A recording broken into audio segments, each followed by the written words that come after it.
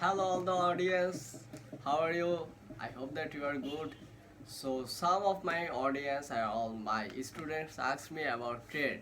So, today I am going to talk about important terms in trade, and our today's topic is trade promotion. How could you promote your trade? So, the aim is usually to push products through the channel towards to the customer. Similar to consumer promotions, incentives are offered through extra rewards such as discounts, increased margins from sales, dealer competitions, exhibitions, provision of demonstrators, and free holidays.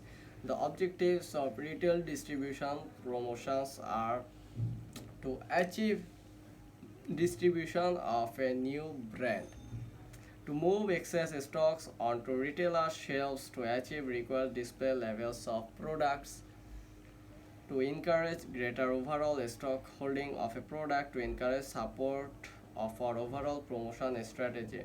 There are problems associated with trade promotions. Too frequent use can mean that a salesperson directs attention to the product involved and neglects other products in the line. The objectives of a promoter may conflict with those to the retailer or distributor.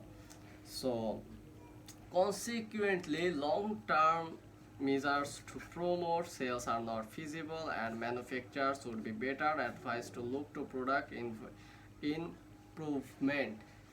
As part of long term strategy, the British Code of Sales Promotion Practice state.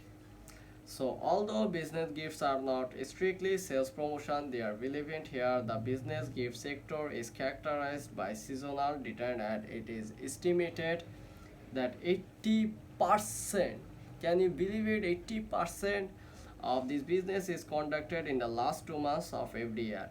Apart from the obvious consolation, it puts the recipient under some moral obligation to the purchase. It is also served as advertising medium if the company logo is incorporated in the gift. From as early 1981, the characterized institutes of purchasing and supply took a serious and critical interest in the use of business gifts, especially where the giving was tied to the placing of order. It argued that such gift could influence the buyer's objectivity should be restricted to nominal items such as calendars, diaries, pens, etc. Recently, the giving of business gift has declined as employees have placed restrictions upon what the employer may receive. The characters to the institution of purchasing and supply has published a blacklist of companies operating what is considered to be gift schemes over and above items of nominal value.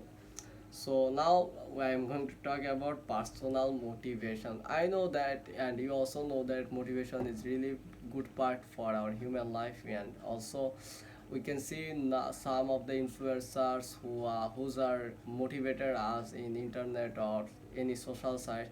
So what is personal motivation? There are promotion to the sales force, but some apply to the distributors and the retailers.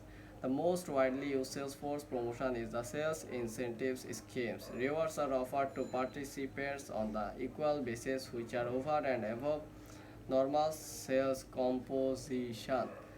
They can be prizes in competitions to individuals or groups who perform based against a specific objective. The problem is that average or below average performers may not feel sufficiently motivated to put any extra effort if they consider that only top performers are likely to win.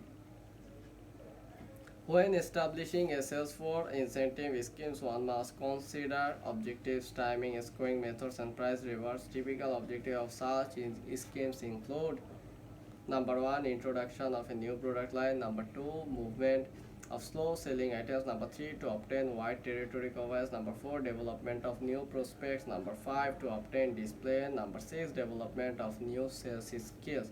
The timing of the scheme may depend on the size of a sales force, the immediate of the action required to the nature of objective to be achieved in an incentive programs. The scoring measuring performance may be based upon value or unit sales in order to overcome territorial differences. Scores may be established for individual regions or sales pre-stated during a scheme.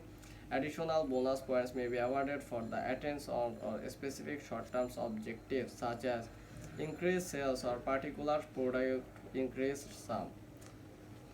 So guys, this is our today's topic about sales and trade promotions. So hopefully you can understand these trade terms very easily. So see you in the next class with new video. Until that time, stay connected with your teacher. Okay, see you in the next class another day.